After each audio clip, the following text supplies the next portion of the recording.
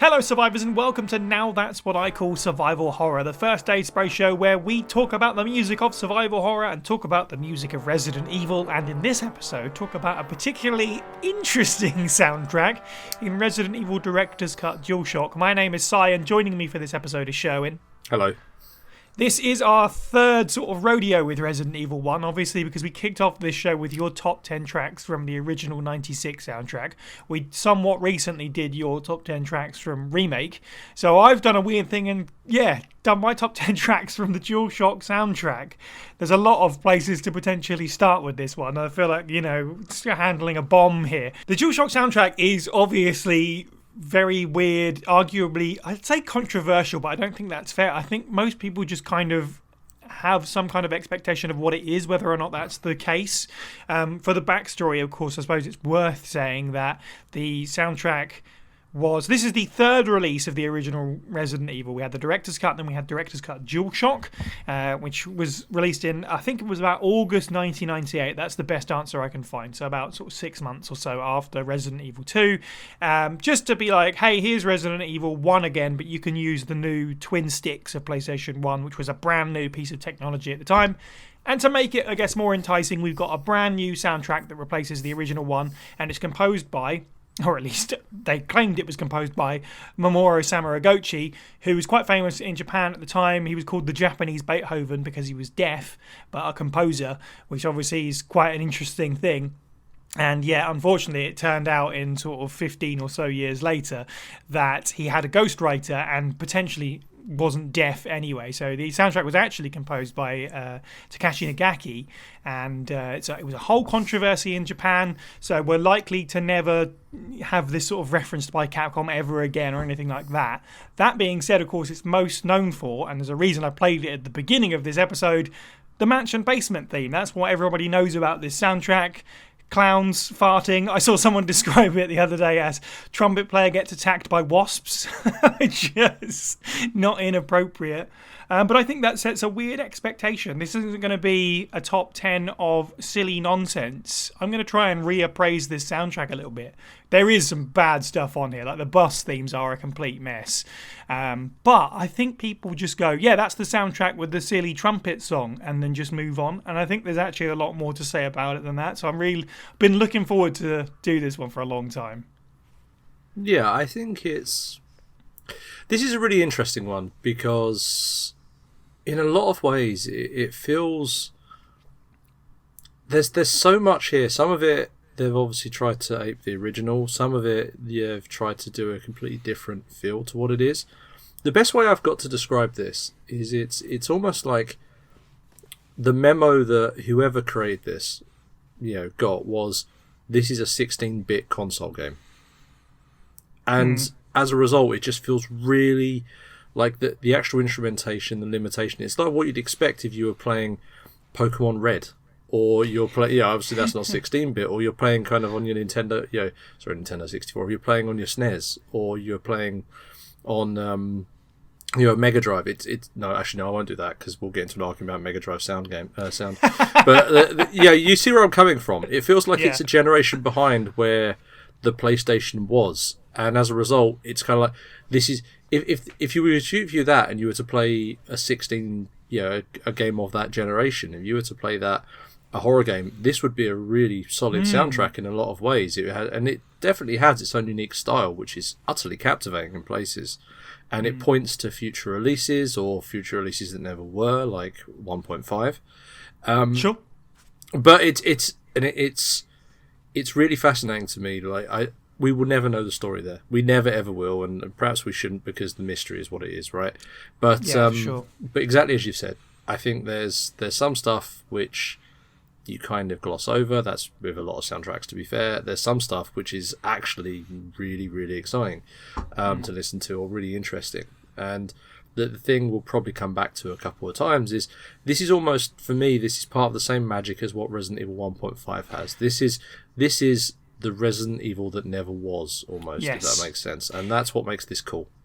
Yeah, I'm really glad that you said that actually, because 100%. This is like it's a weird footnote in the history of Resident Evil that we've kind of since moved on from, and yeah, just remains a strange part of the long lineage of Resident Evil. And I think there are going to be people listening to this that do know the DualShock soundtrack. It's potential, that this is the version of the game that you played growing up or something like that, so you have a soft spot for it. But I think there's going to be a lot of people that are listening to this that, like I say, just know it for the silly meme song, and I'm hoping that people, might be able to. I'm not going to say change your opinion or anything like that, but give you a wider view of what this soundtrack is for people that haven't dug into it before. So, with that being said, then let's get into it. Number 10 is Disappearance.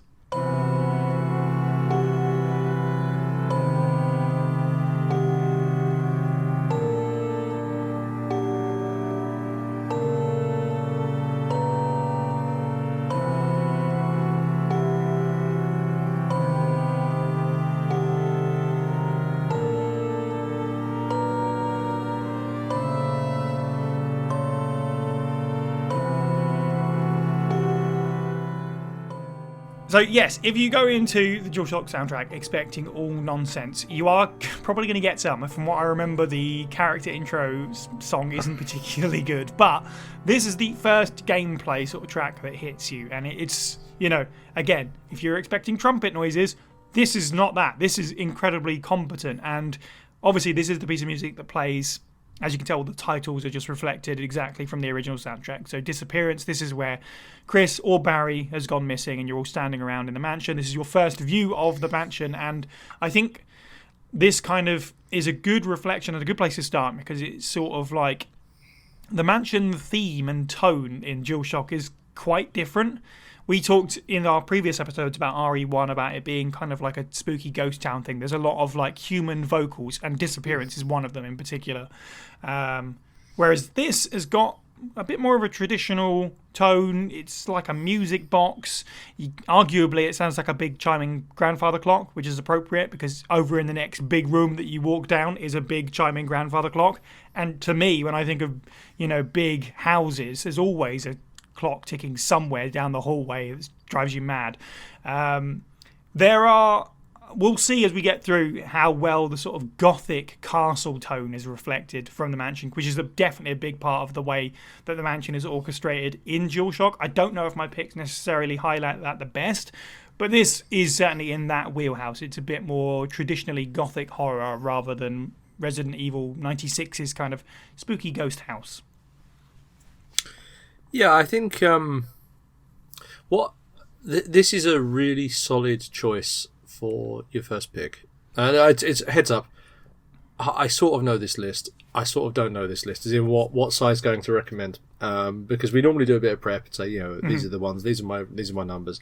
This one is a very mutable list, I fear. I'll be interested to see if they stay in the same order as what Si and I have been discussing. I'll also be interested to hear whether some of them just get switched out. There was a very ominous before we started recording side, like, well, we might want to stop and listen to a couple of these, so that's going to be fun. But no, I think I'm glad this one stays here, and the reason why I'm glad this one stays here is because there's two reasons. One is it's a really good example of how sometimes this soundtrack actually sounds like the original game. You said competent, it's a really good way of saying it. It's, if someone was to say, make a 16-bit version of this, then this is exactly what you get. This is really solid in that respect.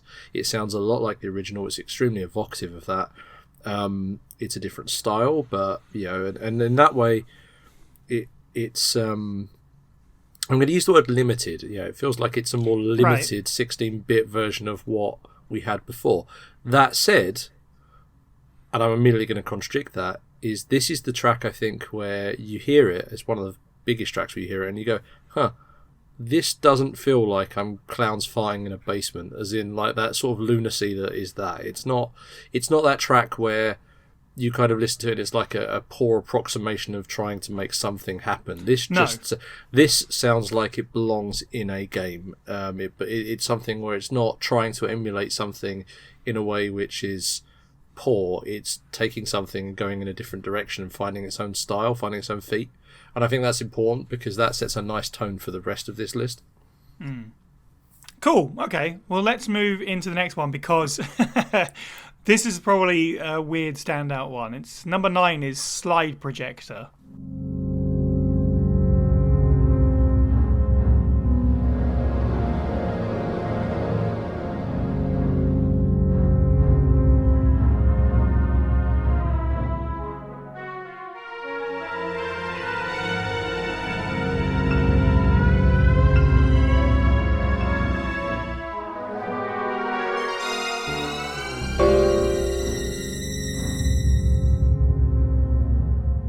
And I say this is a weird standout one because I've tried to avoid, may not try to avoid, I have naturally avoided a lot of the music, generally speaking. I'm going to completely discount what I'm about to say now, where it just gets completely random town. Like, where it's just like, this is not comfortable for my ears. It's just a bunch of noise.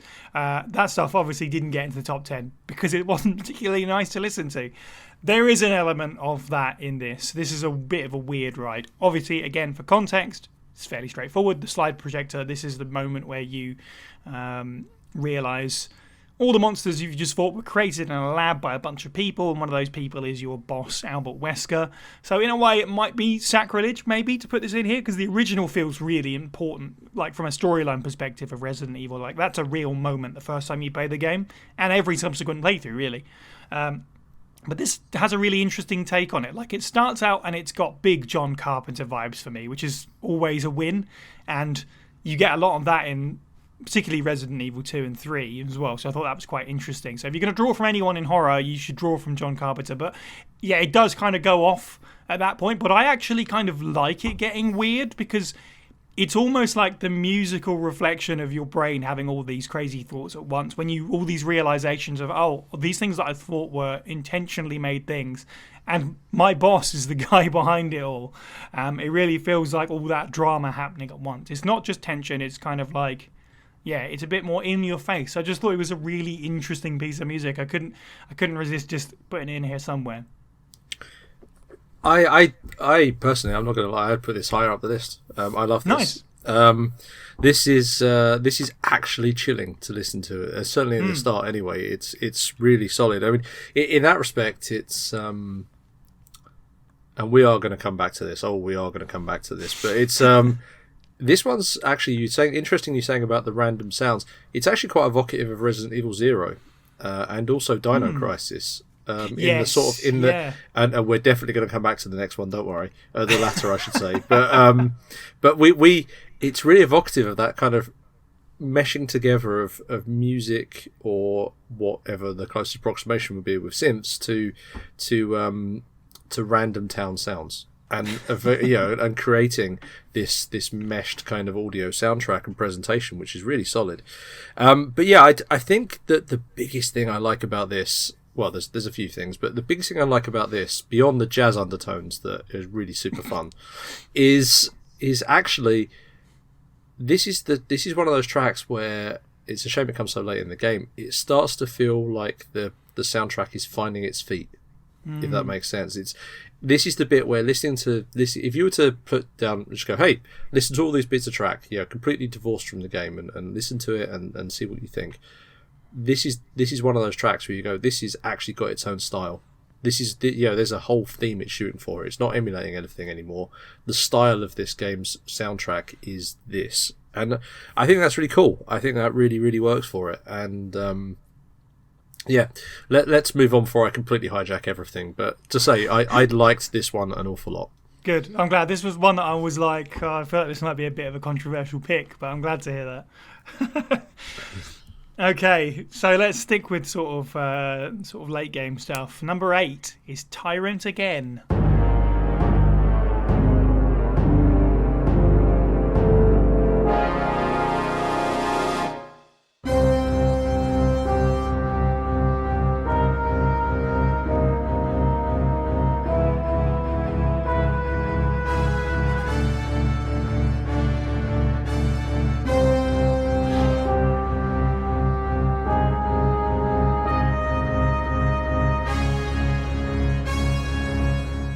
This is the final boss theme, of course, and here comes the big statement, I guess.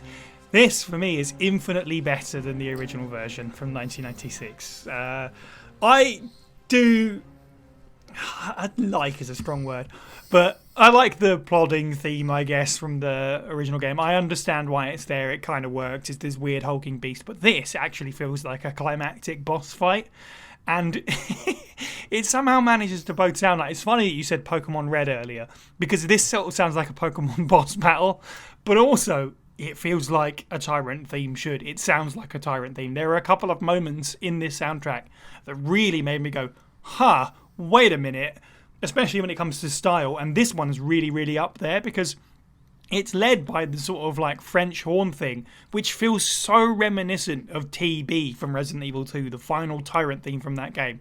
Now, as I said, the DualShock version of Resident Evil 1 came out sort of about 6 or 7 months after Resident Evil 2, so it's certainly possible that they had that soundtrack to draw from, or Capcom said, this is kind of what we want you to do to tie these things together.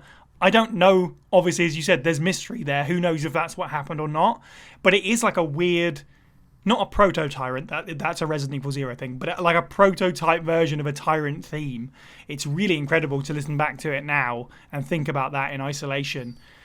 It really ups the bombast of that final battle, and it does lose points because after sort of like the first 45 seconds it does kind of descend into madness and random runs of loads of notes a couple of times that might be a bit too much and sort of loses its way a little bit, but the beginning of it is really striking in terms of what would be kind of like the Tyrant soundscape, the Resident Evil boss theme formula to come. God damn, I love this. So good. Yes. This is like prime Sherwin territory. I love this track so much. Yeah, I mean you've said a lot there, which is that it does eclipse the original. Yes, it does. It is what it is. I mean, it sounds in moments like the original, but it's like the deluxe version of the original. Like it's so, like it feels so Titanic. Yes. It feels so much like this is the end. There is no mistaking it in any way, shape, or form. It hasn't got it. Like it's thrown off the shackles of, like, you are no longer inside a cramped, claustrophobic interior. You are no longer in a place where like you can't. There is shadows and darkness, and you're terrified. Now you are in the open air. Now escape is in sight. Like you can literally see the sky. You could almost imagine that. To be honest, if you're in the stars, if the Tyrant wasn't there and the helicopter wasn't there, you just break in a random direction and just run into the forest and get out, you know?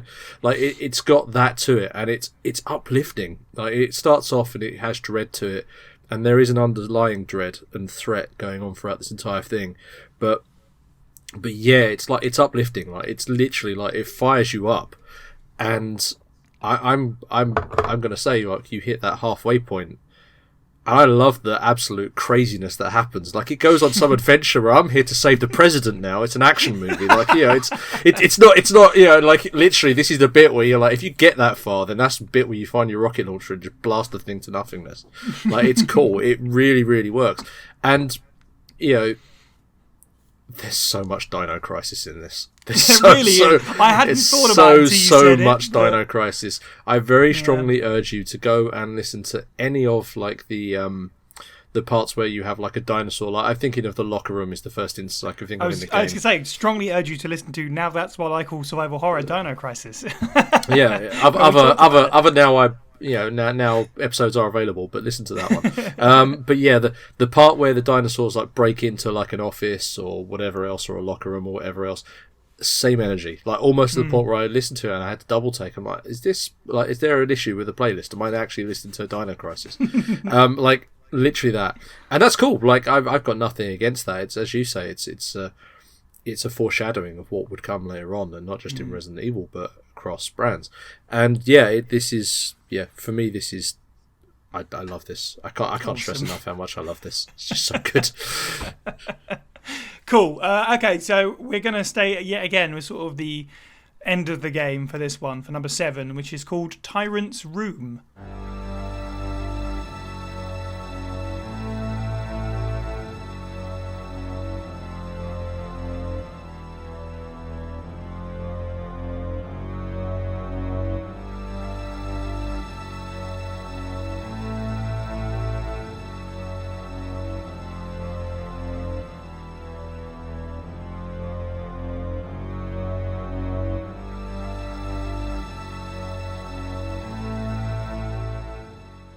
This one, actually, I just said about, reflecting the titles from the original. I don't know if this was on any soundtrack, because in the original game, in the original game, you would beat the original tyrant fight, where it's sort of wandering around its little room where the tube is, and Wesker's dead. And then after that, you basically get silence. You maybe get some ambient, machinery noises.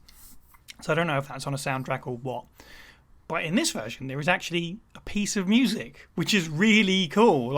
It's a really interesting thing. So I wanted to include it for that, because it's wholly original in the sense that they haven't just gone, here are the tracks that you need to fill. I don't worry about that one. We just use ambient noise. This is a completely original piece of music for a place of, a part of the game that didn't have music before. Obviously, the argument then is, what's more effective in that moment, the sort of silence after the boss fight or this threatening music. But for me, this really kind of works as an illustration of, everything's really effed up at this point. Wesker's dead. His dead body's in the room with you. You've gone through that entire part, finding out who he actually is, and he's, threatened to kill you and stuff like that. The tyrant has escaped. You've fought the monster.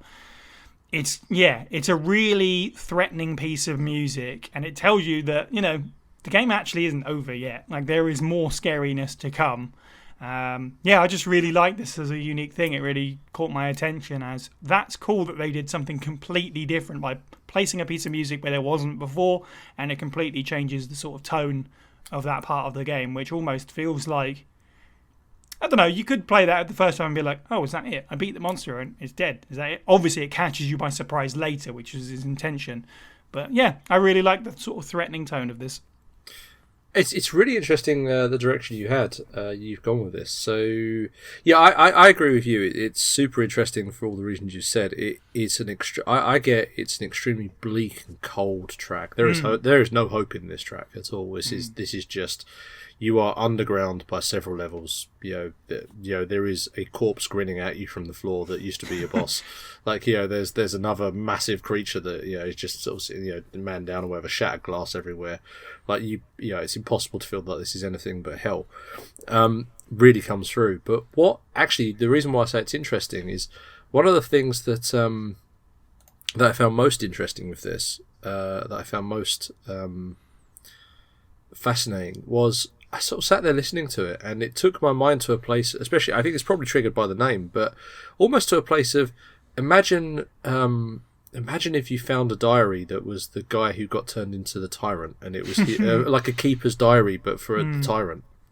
And almost like they're experimenting on me. I can't feel this or that or anything else. Now, that doesn't fit with the Resident Evil canon we have, but it's back to that. It's Resident Evil that what never was. It's a different direction, different vision, and the fact that this is a track that doesn't appear in the original kind of underscores that. So it was just a really random kind of example of just how much sometimes our minds kind of fill in the blanks without needing to, But yeah, nice. Okay, so let's bring it back to the mansion for the next one. Number 6 is Second Floor Mansion Revisited.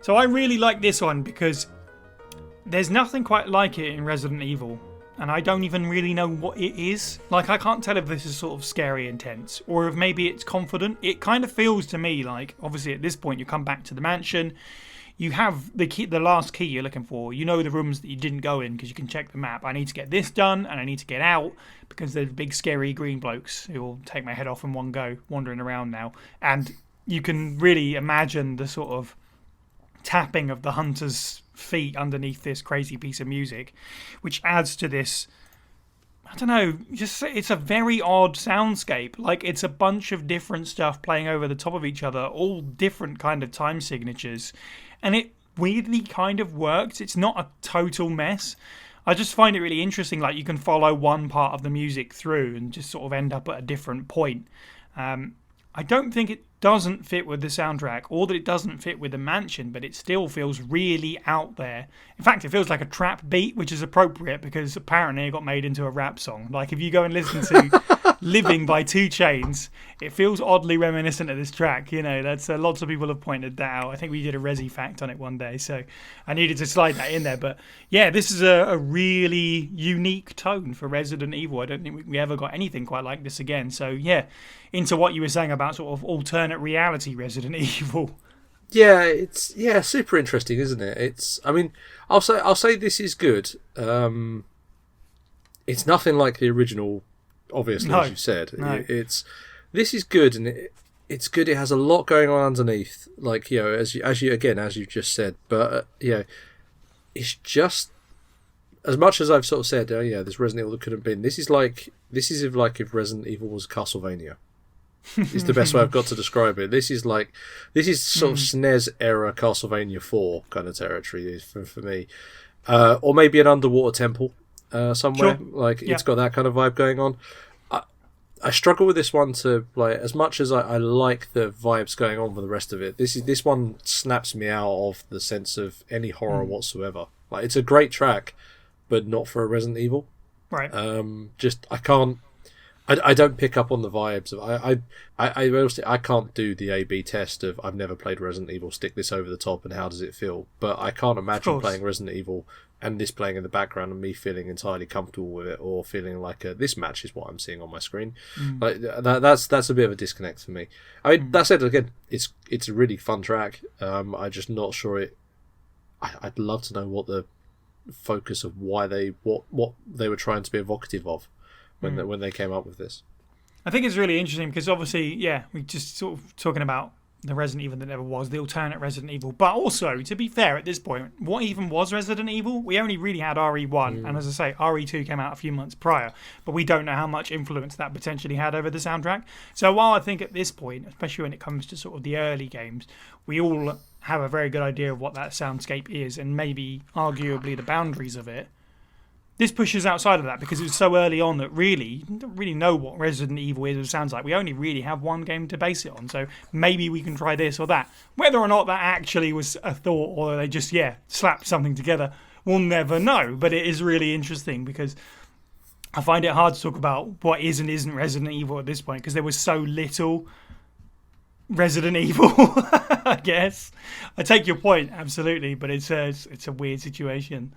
Well, it's also worth pointing out, horror games were relatively in their infancy. Yes, there are always different ones out there, but at this point, Castlevania is a horror game.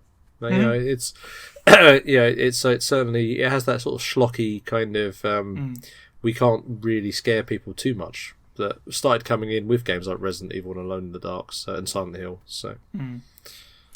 Okay, number 5, this is much less horror, is Meeting Rebecca.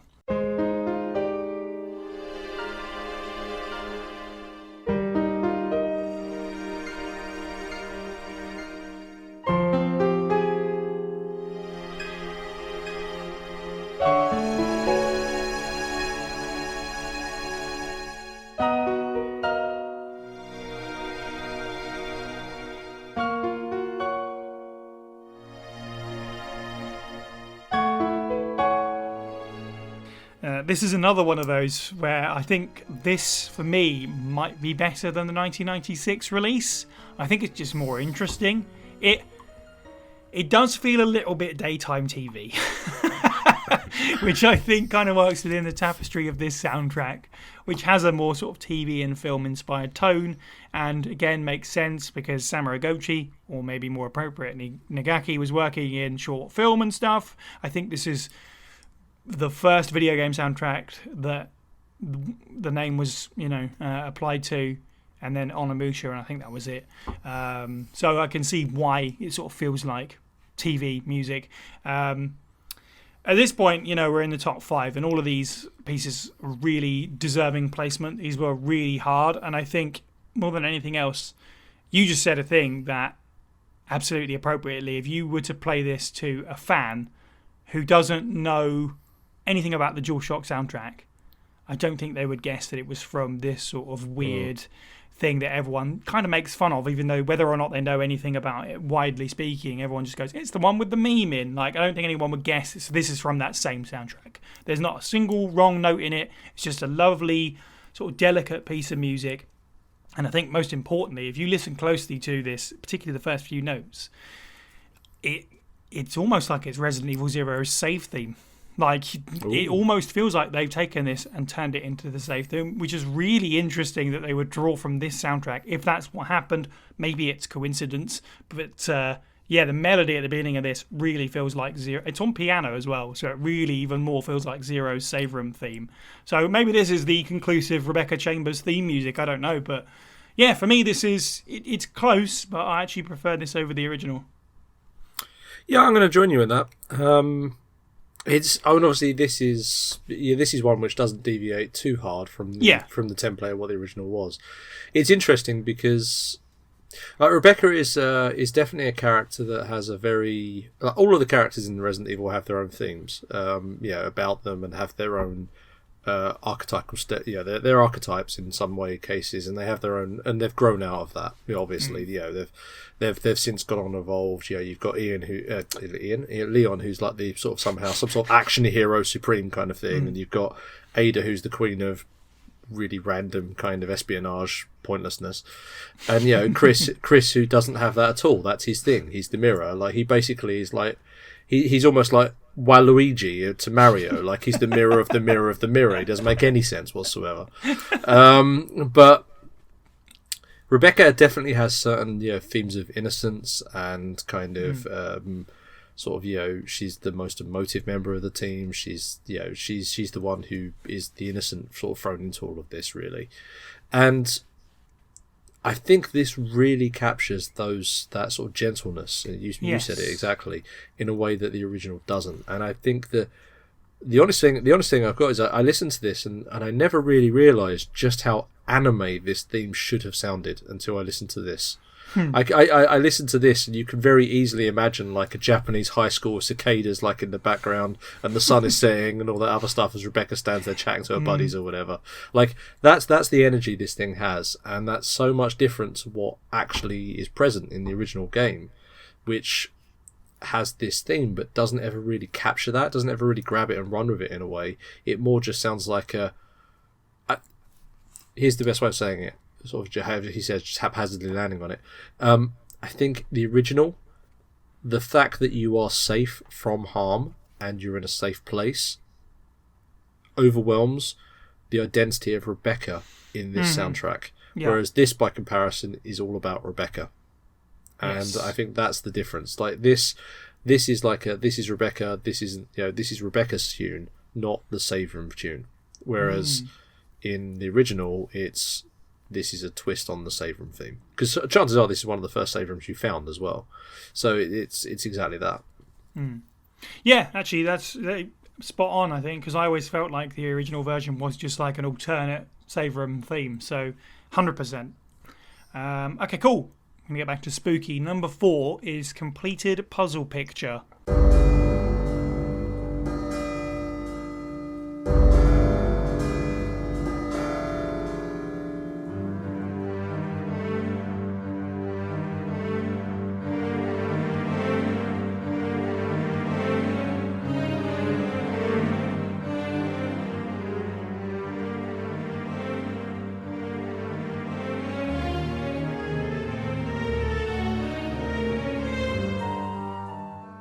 It's funny that you said Castlevania about the other one, because there's a couple of times I'm going to mention that, and this is absolutely one of them. This one has tones of Castlevania, tones of Zelda.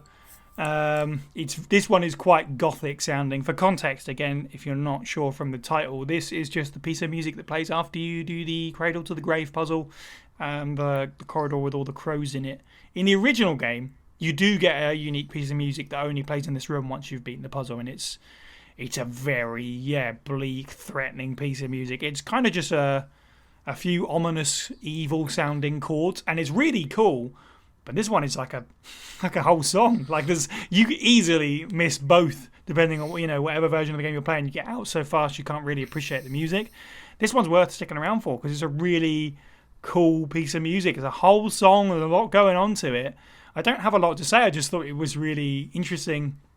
Kind of in the same way that Tyrant's Room is, whereas the original version is so simple, but this is like a whole piece of music. again, the conversation of whether or not it fits in Resident Evil is probably there, whatever that means at this point. But as a demonstration of sort of the more gothic tones, I really like this one.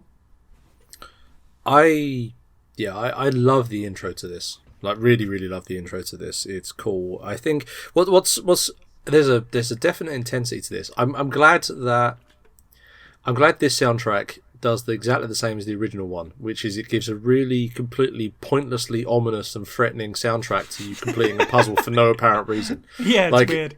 Like I mean, I guess it works in its own way. I very much remember when I was young, obviously I was 15, something like that, 15, 16. The moment I solved the puzzle in the original game, the sort of immediate those notes came in that you just mentioned, and my first reaction was turn around and shoot the crows, because I thought they were coming to get me. So I immediately aim, which immediately makes them fly and come and get you. So I guess in that way it kind of hit what it was shooting for, but it feels so weirdly pointless outside of that one anecdotal story. And this has the same vibe to it. Like, I can't even begin to imagine solving this puzzle and then getting this beast play at me as a reward. Like, it's just bizarre. But that said, this is like an intro to a whole other Resident Evil game. Simply put, this is what this is your 16-bit Resident Evil right here. It really this is like the intro. If you were to slap this over the top of Resident Evil 0 as an intro, it would work. Like, I could happily take this over the weird 2000 Megamix thing that we got as the intro to Resident Evil 0. Breakbeat.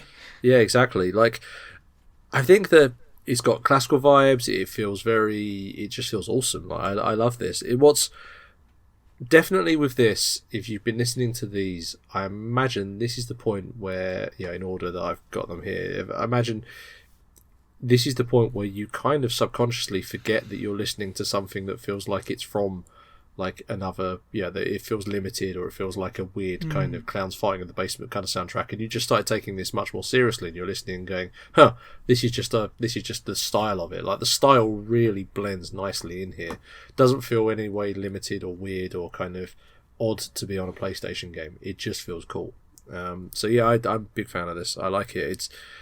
And perhaps it is because it is so utterly pointless, but even though it is, it could fit into Castlevania or Zelda or whatever else, it still feels Resident Evil, which is very nice. So, Resident Evil has a weird history with here's one room you go in once and it plays this really great track and then you never hear it again. So I wonder, I said reappraisal for this track. This deserves to be in the conversation with like Wreckage of the Mad Experiment and stuff like that, where you only hear it once. It's not just the sound. It's not just the. It's not just that. Like, do you remember in Resident Evil 2, you've got the most amazingly pointless and slightly lengthy animation for when you're doing the fuse case in the cold room. Yeah. And it's almost like the work experience kid made this, and we promised we'd put it in there. So we kind of left that bit in for no reason. Like, it's.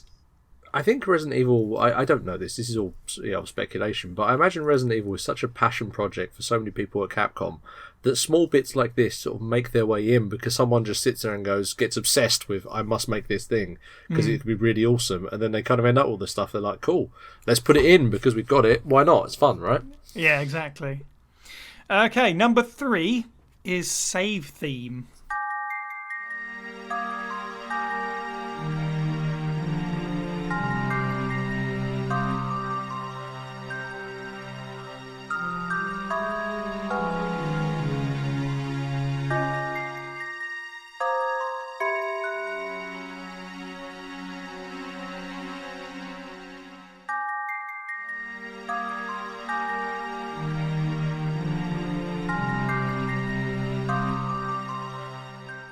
So this is obviously not as iconic as the original is, but I actually think this is still quite memorable. While putting this together over the last couple of days, actually, I have really struggled to get this out of my head. It's incredibly catchy.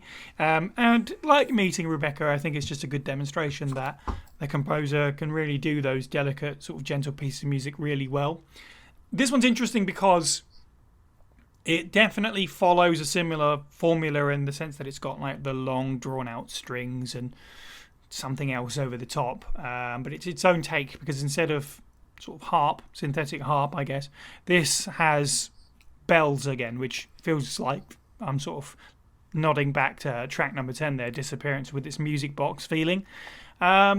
This one like the longer you listen to it, the creepier it gets. Like it feels really safe at the beginning, but it sort of gets sort of demented as you listen to it a little bit longer, which I really appreciate. Sort of caught me off guard because the more I listened to it, I was like, at first I was like, this feels really safe for a safe room, but it certainly gets there. And I think I just wanted to include it again because the save room thing that's a whole discussion, and we did a tier death experience about ranking the save room themes of the series. And I apologise now to all the DualShock fans for not including this because this is really underrated, and I feel like we should have included it in that ranking. Absolutely, like this is again what you just said about the last one.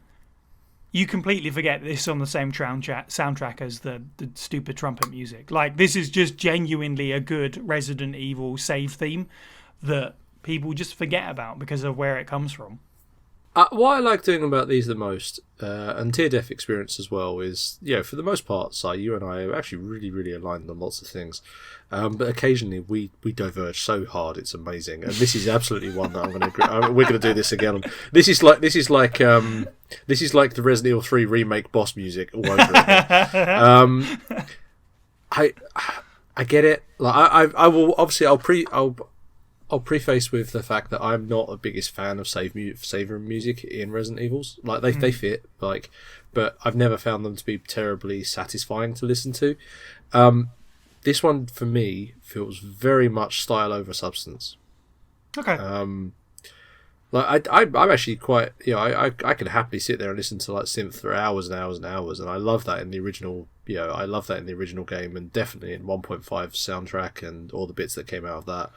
I don't really need to tell anybody about marshalling the yard and me because that's just a thing that is an ongoing theme. But this, for me, I just listen to it. Perhaps it's because it is a really simple loop. Perhaps it is because it's just not, it's not got that omnipresent kind of threat that you have in some of the others. But it just feels like, as you say, it's a really, really safe room, like a really, really safe room. And it's kind of creepy in that if you were to like meet someone, they're like, "Hi, I really like you," and then just keep saying it to you over and over and over, and that's literally it. Like, I can't chime with this one, I'm afraid. I mean, I love that you like it so much, and I love that the DualShock community. I'm awesome that it's amazing there is one. Is so in love with this, but I am not going to join you in that. There absolutely is, by the way. It should be made mention that when I was listening to this, I couldn't help but read comments on the YouTube videos. And basically on every track, somebody said, this one is better than the original. This is one of the few that's better than the original. They said, the soundtrack's it's decent, but there are a couple that are better than the original. And on every track, somebody said that about every track. So, yeah, shout out to you, passionate DualShock soundtrack fans. Man, you are keeping it real. I'm deeply. Well, I love fandoms for exactly stuff like that. I mean, let's be honest. We are both part of that in our own ways. So, really, really awesome to hear. DualShock hipsters, we see you. We salute you. We don't just see you. We salute you out there. Okay, let's get really creepy with it then, because number 2 is Guardhouse.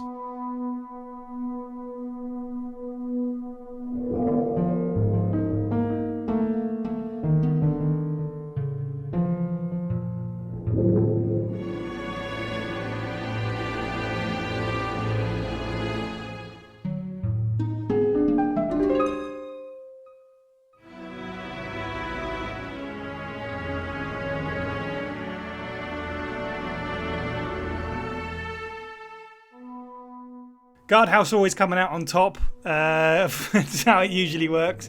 Pretty close to the top anyway.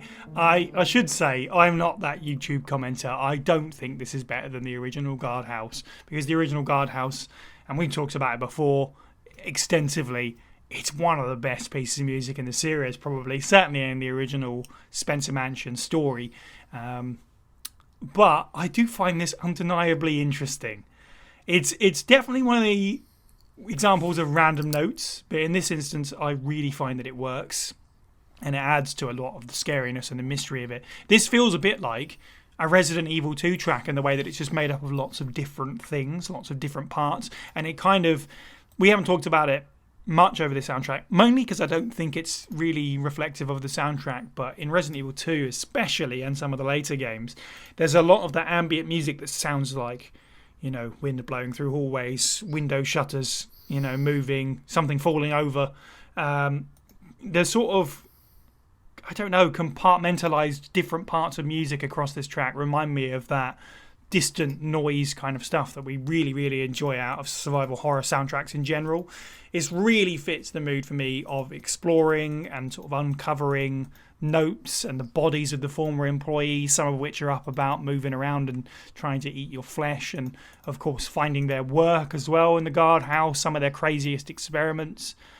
It's also a rare instance of the sort of sadness that you get in a lot of Resident Evil music that doesn't appear in the score as well. So this feels very close to what you would expect out of a Resident Evil piece of music. This could fit quite happily in with any classic Resi game. I'm a big fan of this one. Really interesting way you put that. I don't disagree. This is a great track, and this is very deserving where it sits on the list. I think what I like so much about this is, and I'll say this, and I'm immediately going to upset people, but I feel like this is a level of understanding and attention to detail that is absent from video games now. In the sense that if you were to listen to this, the themes are there's a murder mystery going on here. There's there's mysterious tones.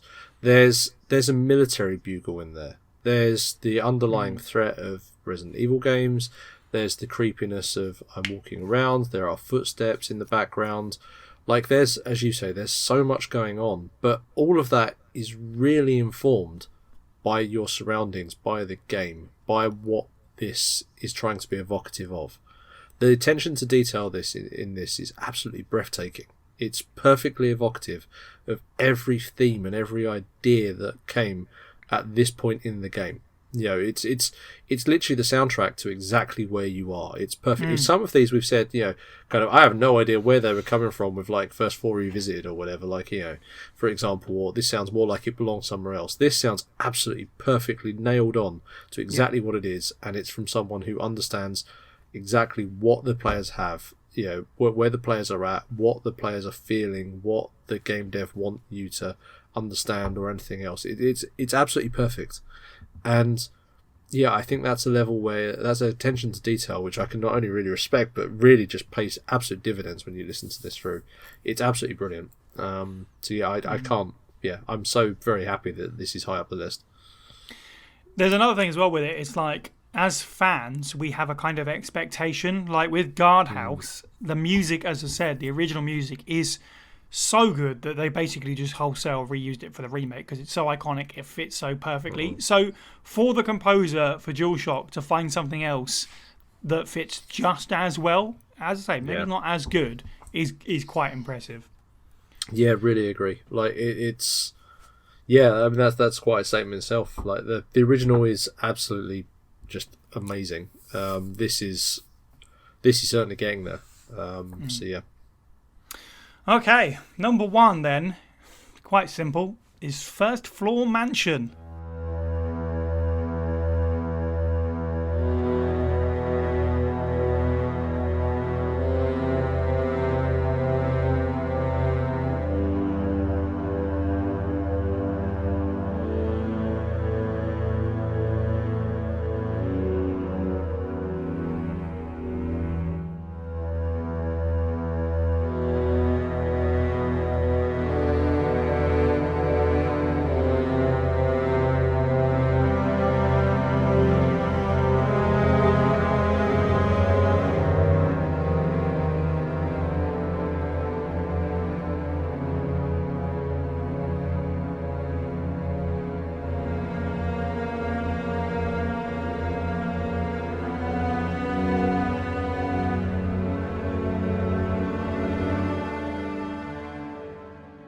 I've said a few times about some of these that they could fit into any classic Resident Evil, this in the best way. Like you could literally, you could like doctor a version of Resident Evil 96 and swap out a track and put this in and hand it to someone, and most people probably wouldn't even bat an eyelid.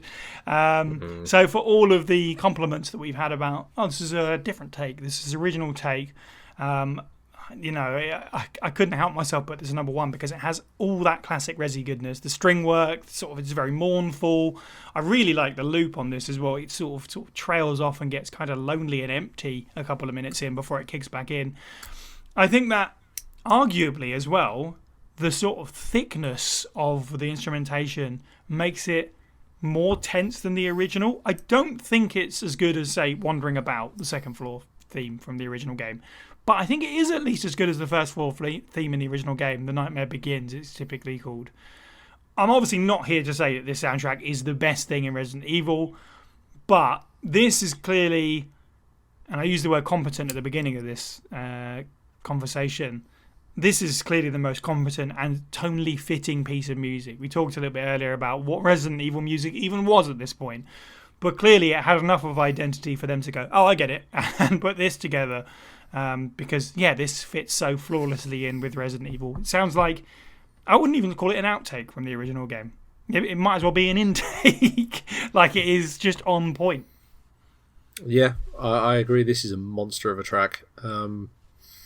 I think that, like, the original, I actually hit the version of this track when we were doing the remake, and obviously not this version of the track, but the actual first floor.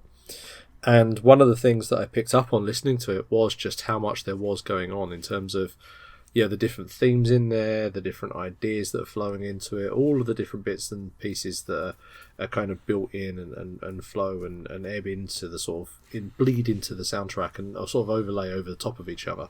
And this has exactly the same energy. This is a track which is ominous, it's threatening, it's dangerous, it's convoluted as anything. And that's great. All of it comes together in this tableau of just absolute awesomeness. It is something where it's perfectly Resident Evil. It's really, really good. It's so very much deserving of being on the top. I think what's interesting is with this as well, especially, is when people talk about soundtracks. It's very easy when you talk about soundtracks and you sort of listen to them, or wherever you listen to them, YouTube, or whatever, to listen to them out of context, because you're not playing a game. You're not hearing the same loop over and over. You're not hearing some tracks a lot more than others because large parts of the game use it. We've mentioned a couple of times in this how some rooms have one room that plays this piece of music once when something happens and then never hear it ever again. This is a piece of music that you would hear an awful lot. You would hear as you explore through the mansion. You're going to hear it over and over in multiple different rooms at for largely the entire game. And I think the important thing about this is that's why when you listen to the soundtrack, it can't. The importance of this track can't be overstated, because this is one of the tracks you're probably going to listen to the most, and therefore, whilst you can go, oh, clowns in the basement, you don't actually spend that much time in the basement. Like, you can look at the labs, you can look at the save rooms, all the other stuff. You don't hear these things all that much. Whereas this one, you hear over and over and over again, and it's almost something like this is going to set this is really the one that sets your experience for Resident Evil Director's Cut. And with that in mind, it does a really, really good job, because there is so much going on that if I did listen to this 20 times through, I'm still listening to I'm still hearing new things in it each time. Yeah. So that's one of the successes of this, and it's also worth pointing out. This is a really good way of saying, if you were to draw the tone of, like, if I say Resident Evil to you, I'm 100% sure your head, the original game, your head probably immediately goes to one of the Wandering About tracks. Right. I can even literally hear one in my head now as I said it out loud. The point is that then the same is true of this. If you were to ask people what they remember the most from playing the game, not listening to the soundtrack in isolation, this is going to be the track they come back with. For sure. Yeah. Absolutely. I've got a couple of honourable mentions before we wrap this up, and one actually is the First Floor Mansion Revisited. So the redo of this, well, it's not really a redo, it's like its own entire thing.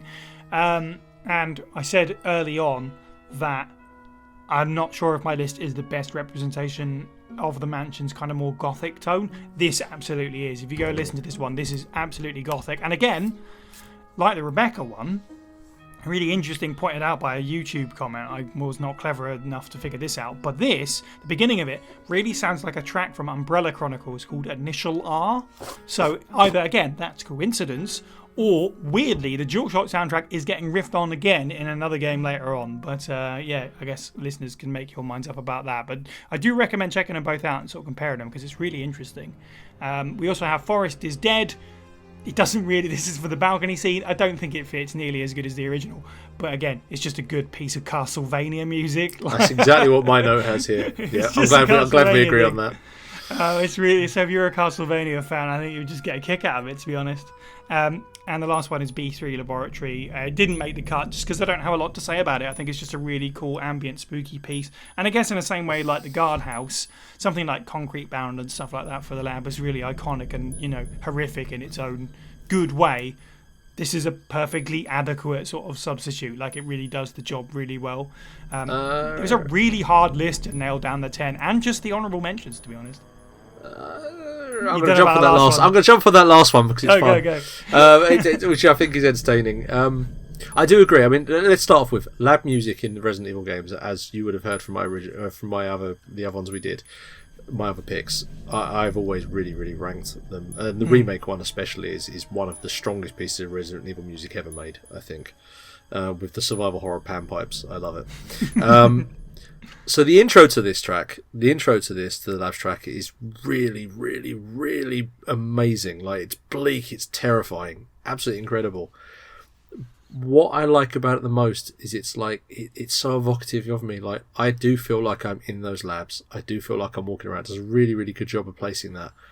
And then there's a strain which sounds like the clowns from the basement of the foundry. and it's like just a little bit of a and in the background, like, they're here somewhere. Creep around for a little bit longer. And then suddenly, murmur, it's there again. They're still somewhere. And it's just that. It really is. Like, that's exactly what I hear when I listen to this. And I strongly urge you, Si, to go back and listen to it now I've said that. Because you'll get the same thing. Once you've heard it once, you can't unhear it. It's like being stalked by this is like the most amazing piece of like music for a clown slasher movie you'll ever hear in your entire life. Like, this is like it's being stalked in a scary basement by clowns. Incredible. It's amazing.